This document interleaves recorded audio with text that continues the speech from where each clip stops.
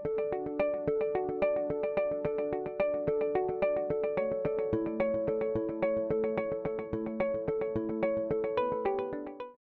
好，各位观众大家好，线上的观众朋友大家好。因为我麦克风目前没电了，所以我们就直接这样讲哦。首先呢，我们就按照顺序来做这个尖锐的温柔对话，就是会把大家匿名写的问题来对艺术家提出。那各位分享者，你就照你们觉得可以回答去分享或回应就好了哈。好，来，那首先我们就按照顺序来问一下银轩，这一位观众想要问你，在绘画开始进入空间后，你觉得呢？跟在平面操作的思维上有什么不同？就是他画墙面跟画布有什么不一样？你觉得？我觉得在绘制墙面来说，对于身体感这件事情，对我来说比较大的差别，因为在尺幅上的限制在画布上尺幅的限制跟空间上尺幅限制一定会落差非常大，所以我觉得是身体感对我来说比较差异比较大。比如说在作品构思前会有什么行前的规划吗？或者是你会怎么样去思考作品如何进入空间这件事情？就是我会先我不会设想说我今天这件作品要投什么比赛，或者是要去针对哪一项比赛而做，所以我的部署我都会先以比如说这个空间的，我先去了解这个场域的空间的尺度高多少，然后我再用电脑来制作我的过程，然后再去现场。那现场跟在家里电脑制作来说，一定会有相对性的落差，所以还是以这类型的创作者来说，一定得要去现场再操作一次，你才有办法体会在现场绘制墙面跟在家里如果先做一次初步的草图，这两者是会有落差的。那有发生过就是原本设计好，就到现场发现完全不行的？有啊，高雄港那一次的尺寸它很大，没有错。那我刚好带的那一把尺去，它确实只有3公分，但我量的大小是要大概20公分，所以我就必须要一条线都用3公分、3公分这样去拼完我绘制的这面尺寸。所以当然在这个现地制作来说，它其实是一个蛮有趣，对我们来说创作者也是一个蛮有趣的一个回馈。其实你当下发生问题，你要必须去克服它，那这也是在创作者当中，它是被我们训练的一个课题。这位观众在你的分享过程中有看到有一些作品是比较关于号字符号，那想请问你在这之间的转变或转移的过程的想法，就是说从一个现实的号字的状态变成了你的作品，那这之间是有什么样子的规划或选择呢？讲比较直白一点，对于号字这个东西，我原本非常的有兴趣，因为交通号字是我们人常见，不管今天是乡村啦，或者是城市的小孩，号字这个是在台湾当中一定都会有什么红绿灯啊、电线杆，这个都一定会有，而且大家也熟悉的。那对于后期我确实没有做这件事情，是因为我还没有这个能力跟范畴去把这件事情厘清得更清楚，所以我将这个号字先放置着，先没有去处理它，然后先把我能擅长、我现在也想做的创作继续推进。但是延伸想要问的是说，为什么处理的方式会选择这种平面绘画压克力来做，而非数位的点阵之类的？或者是说，数绘画的图像或影像好像也可以呈现出那样子的形象。那你觉得用手绘跟基本的绘画材质去做，跟数位有什么不同？这个其实蛮多大家都会问我的问题，或者是说为什么电脑可以做出来的东西，为什么你不用电脑做？你色块的东西是输出出来，你就是可以取代你用手绘的时间。那其实对于我来说，我可以比较感性的讲这方层面的问题，是在画布的操作过程当中，我觉得这是我们创作者来说，它是一个最直接感受到一个很身体感、很直接性的面对这个媒材在操作。那对我来说，电脑这个东西，它其实就是冷冰冰的一个异世代的东西，可是它确实对我来说，我也脱离不了这个这个这个电脑这个东西，所以我觉得这件事情我想要回答的主要是我在创作过程当中，我觉得画布对于我来说，它是一个让我可以很体验我现阶段正在创作这个情境当下。回到一个比较个人的创作起源吧。OK， 好，那以上呢是我们针对给云轩的这个针对提问。那所有其他没有被问到的题目或者回馈呢，我们事后会整理成心智图再放到线上。OK， 那谢谢云轩的回应。好，那我们接下来就换第二位分享者子婷，准备好了吗？好 ，OK， 那我们首先来问第一位观众对你的分享的一些问题。好，从不少件作品中都有看见对死亡的想象或者是经验这件事情哦。好奇本人如何看待自己会死这件事？然后我不觉得我作品会给大家死亡。应该是说，我觉得，比如说你把你的头放到那个家具当中，对，那是一种对死亡的一种，没有，那只是我日常做的一件蠢事。对。我在做的当下，我不觉得它危险，我是事后想到，我的头很有可能会被夹断。对，我才知道，我刚刚可能差点死掉。所以你想到这件事情也没有特别的，对，就是对你来说是一种日常，对不对？对。好 ，OK， 好，那第二个是早期对于，比如说你画了很多自己嘛。然后那时候有一些你的描述是说对于自卑或者是权利的一种关怀，对。那后来比较没有在现在的这种跟装置结合后的作品比较没有看到，当然是看得到一些线索了。那你觉得它有延伸或转变成什么其他的东西？它有，但是那个延伸的也只是就绘画上的一个延伸，因为他们对我来说，我都是用同样的技法在处理不同的东西。那从中间，社会主义、写实主义这一块，再往前推的话，我们可以回推到写实主义。那写实主义他们都是对于工人的一个描绘，就是比较经典，就是早期工人，对，就是会去挖掘底层人民的一些状态，那个是他们的一个精神性。我其实蛮喜欢社会主义、现实主义。他们那时候，我觉得他们的宣传是好的。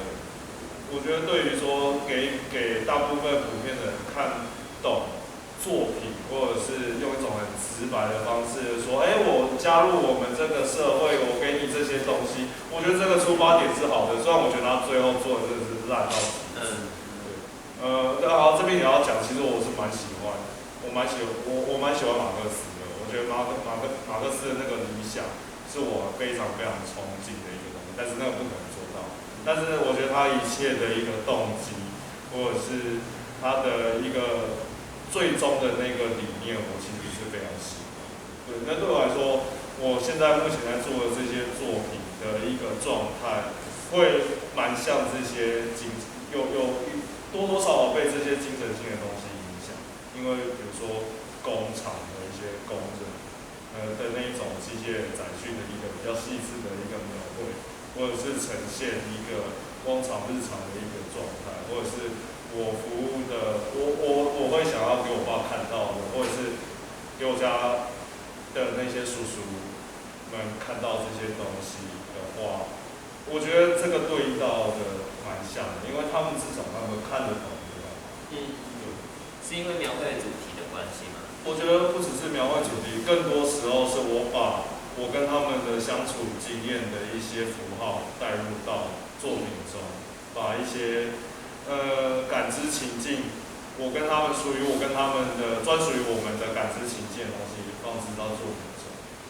对。那我自己延伸一个问题啊，就是其实他是很有意思的在回扣说你要给谁看到这件作品，而且这件作品之于它也是有某种程度的连接。嗯，对，所以就变成说，可以从你的描述以及创作里头看到一种对特定现况的关怀。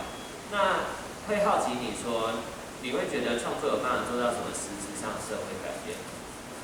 我觉得创作没办法给社会带来任何改变。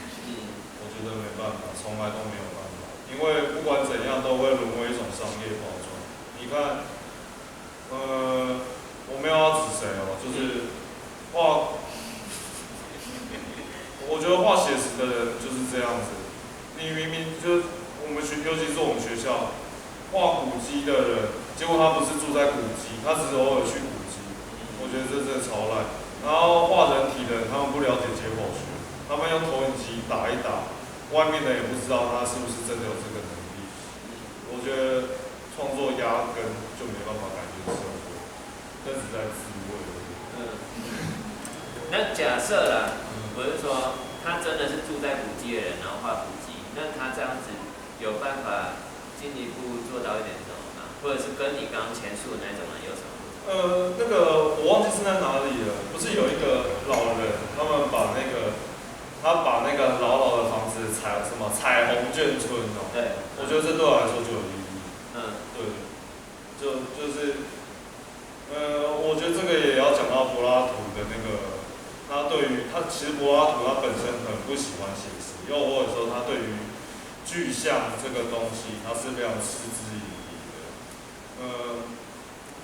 我觉得在画布或者是不管是我做也算是我现在做的东西哦，有点批判自己吧，就我也会觉得自己现在做的东西也好像也没什么意义，只是我把日记具象化了。对。你的日记吗？对，我把我的日记用非文字书写的东西以一个具象的形体呈现出来，然后好让人家读懂。因为其实我刚刚在演讲的时候，我也不太清楚我到底在讲什么，因为我的文字能力其实是非常糟糕。然后我会想说，那我的作品好像就是把我不擅长的那种文字呈现出来，所以对我来说，它更像是一个日记书法。OK。好，那下一个问题哦，感觉对于画家身份的投入，反而是一个非常有趣的艺术行为。对，那借由强烈的自省或者是说自我周遭觉察的习惯，那去结合绘画的格式或者是对历史的认知，绘画历史，那看起来仿佛是自身艺术史的缩时与结合，哇，写得非常漂亮。那很好奇，接下来你会有怎么样子的形式的发展？不知道对自身有没有什么意识或者是预设想要达成的模样或状态？我接下来会想要做，对于我认知的绘画性跟工厂之间的连接，尤其会强调绘画性这个动作跟工厂的重复异化的那一个状态做一个连接。因为对我来说，其实你们可能会觉得说我在画那些东西可能很复杂很难，或者是很难以操作。可是对我来说，我在做那些作品的当下，更多时候是一种无意识，就是很像都在重复在刷在做而已。对，那我会想要去强调这件事，就用一种比较好，我讲一个比较政治不正确的比喻哈，我会把自己当做工人，然后应该说我会设想自己成为一个工人的状态，然后去投入到，如果当那一个东西，或者是我做的这件动作变成了一个所谓的艺术品，它会变成怎样的事情，然后借由这件事情去回推到我们所谓的绘画系。对。那有一个问题是，铁工厂的回忆是什么？有没有？虽然你刚才讲蛮多的，铁工厂的回忆，有吗？然后是一种媒材或创作上的动力吗？这个铁工厂的回忆，因为我本身就是，我觉得这要分，我觉得这是不太一样的问题，是我会去做这件事，因为我只认识这些美材，因为我本身就是学院出身。对，那我会用油画或亚克力这些东西，其实就是还蛮学院的。对，那我只是用我熟悉的方式去作为一个我理解的失误，但是这件事情是不是真的那么合理的？我觉得好像也不是说真的那么合理啊，说真的。但就是在自己能力所及之处去做你可以做的事情。对。OK， 好，以上是这一次观众对你的提问，那其他回馈也可以在自己看资料册来看到。好，谢谢子晴的回馈。那最后呢，我们来到燕琪 ，OK， 好，那我们来看一下第一个观众。如果那个 Useless 那个玩具如果没有被破坏，是否违背这一件作品的发想本意？就是它最后都还完好如初的运作到最后一刻的话。其实我有想过这个问题，但是我一开始的初衷只是想要在这个很没有意义的东西，或是很没有意义的行为当中，试图找到可以被有记录价值的可能性而已。那我写的那个说明书下面那个注意事项，那个只是一个我想要最终回扣到我想要讲的一个无用之物的一个东西，就是 useless 这个本质。对，其实我那一条只是想要回扣，就有点像大家可能潜规则。对，所以我的主要用意还是在前面那一段，我想要借由这个无意义的行为，找到可以对记录价值的可能性。好，那一样是关于这件作品的提问哦。如果说艺术品刮胡收藏品的无用是其身份、能力或价值的所在，就是因为它无用，所以它才有价值。对，这艺术无用部分。那么透过被淘汰的艺术品再利用，那它本身它又被赋予了某种用途，就是它又成为了作品。对，那如此其本身到底是一个怎样的效果或作用呢？有点反复的，对，你看。其实我在玩的就是他讲的这个东西啊，就是它已经被定义，它被打了一个叉叉，它已经被定义为是无用之物。但我把它捡过来，我试图让它变成有用的。但是我又拟仿了一次那个前一个艺术家做的一个喷漆的一个行为，那个是我后来又喷了一次，所以我又再去定义了它可能是无用这个事情。我就是针对这个叉叉的符号去解释无用这件事，所以艺术版就是比较去功能性的，你也可以说就是没有什么用的东西。对，所以就是在观者怎么去看的角度，那它转换的方式就是我想要讨论的。对。那进一步提问好了，就是因为你有说到你是用这种身体劳动的方式去理解其自身到底有没有价值所在，或者是透过这样的方式去产生这种对无用的提问吧。那到了现阶段，展览自己，不管是你自己或者是观察观者的参与，有没有发现一些暂时的结果呢？对，还是说还是回到你一开始对它的预设而已？其实不帮我讲的有趣啊，就是其实我一开始在设定这个挑战的时候呢，我思考非常多，不管是榜式还是规则会不会相悖而论这一件事情，就是我在展场我自己记录完之后，我这个记录到底是给自己还是给观众？那玩的人是我自己玩就好，还是要让观众一起玩？对，那我发展到后来，我给他定了一个，就是我可以给大家玩，但是记录只给我艺术家本，只给我自己，就是一个非常自私的一个决定，所以我就没有在展场上面放一支笔。对，然后有某一天我就去展场取的时候，开始调整之后，有没有发现，我的记录上面有别人的字迹，我发现那个记录有人画一个笑脸，然后他还是比我少2下，我还是赢了这样子。所以我就会觉得说这个还蛮有趣的，虽然说我一个自私的决定不要让观众去写下记录，但他可以操作我的东西，但是他突破了这个限制，他自己伸出一支笔，然后自己写下他的记录，然后还画了一个笑脸，我会觉得还蛮可爱的，所以这算是一个意料之外的事情。对。我以前的创作方式就是我有说我20年、21年在干嘛，我21年都是在挑战材质的极限这件事情，就是我喜欢把一个东西把它压榨到一个极致，看它会产生什么变化。但是我今年关注的点是材质本身的特性是什么，就是比如说我选用的每一个产品，它都有自己本身的功能。那我就希望透过它的功能去发挥到它的功效，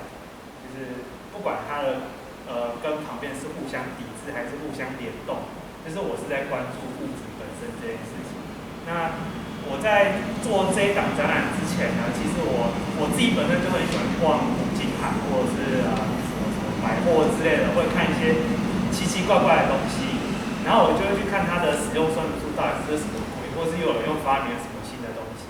然后会觉得每一个功能性都非常不一样，因为毕竟他们是产品，他们一出厂就被赋予了一个它的定位，所以它就会有它的消费者，所以我觉得它给的功能是已经被固定的，而不是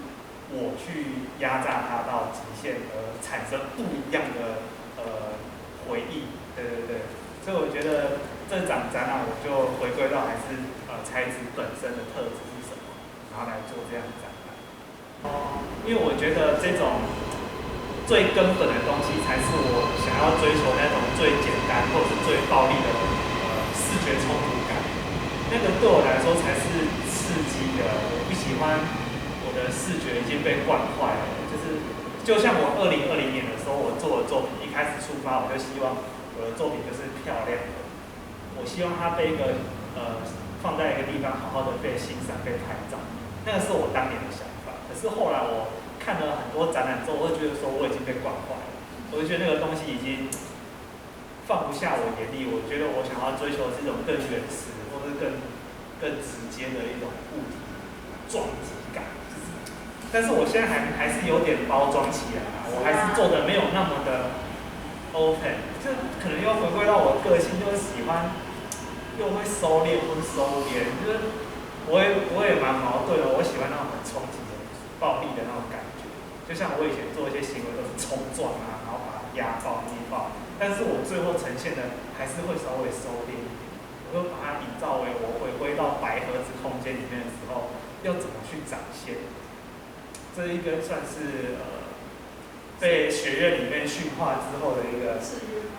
对，因为在思考这如何成为艺术的问题。对，他思考他怎么样被收藏，就像刚刚子婷说的，还是终究逃避不了商业这一块，有可能还是会回归到我怎么被收藏，到底有没有要买，这有可能又会变成说我们家里人都说你到底有在赚钱啊，那个到底能卖吗？所以我最后都会有点收敛这样，对啊。好，最后一个，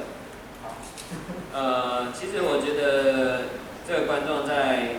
听你的分享的时候，有听到一些关键字啊，包含无用啊、徒劳或原罪。那套用到创作上，就想请问你，创作是无用的吗？或者是创作是徒劳的吗？或者创作对你来说是你的原罪吗？就是你有，对你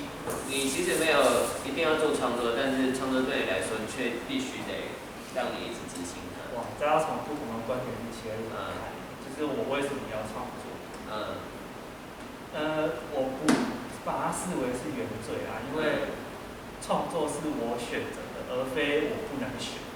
就是如果说今天，假如说好了，我爸是做农产品批发，在菜市场卖东西。他以前就问我说：“你有没有要接？”然后我就会说：“我有一定要接吗？”我开始有一个选择，是我可以，或是我不可以，我要或是我不要。如果当这件事情是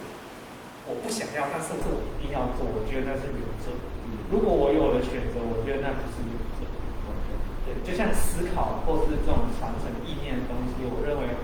你一出生就被洗脑，或是被赋予了这个概念之后，你有可能一辈子都记在脑海里面，然后它这个是一直传承下去的，它就是洗不掉，你不想要的它一直都在。我觉得这才是我讲的这个东西。那刚才什么？没有了，就是创作是无用的嘛，或者是徒劳的嘛。对，因为接下来你的这个作品语汇里头，一直出现无用，或者是这一些东西它重复在产生一种徒劳的结果，因为它会一直复原。对。那其实这只是创作只是刚好我这样的展览做的东西是徒劳的，或是无用，因为我就是想要环绕这个范围去做创作。那我觉得创作不算无用，如果你把它当成是你的生活乐趣或者是一点消遣的话，我就觉得它不是无用啊。那至少可以给你一些心灵的富足。就像我去看展览看到冲击的暴力，我觉得有点爽，那我就觉得它不是无用的。OK， 好，那以上是我们这次有收集到的所有问题。对，当然如果会后观众有任何想要继续延续的讨论，那就可以在享用茶点的同时继续进行哈。那现场的观众跟